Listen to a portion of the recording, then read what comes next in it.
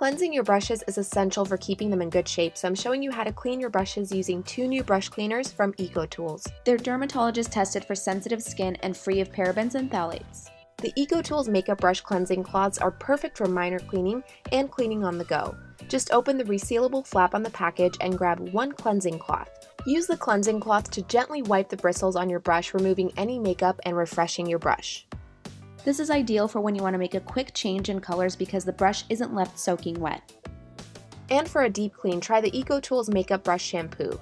First, take your makeup brush and dampen the bristles to prepare.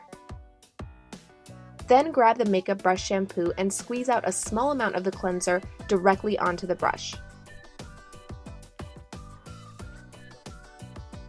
Using your fingers, work up a lather, allowing all the makeup to slip right off.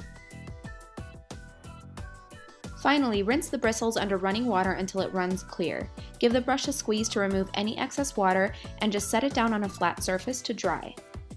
It's important to clean your brushes regularly to remove any bacteria and keep your brushes performing flawlessly. Use the wipes for daily cleansing and the shampoo for a deep clean once a week.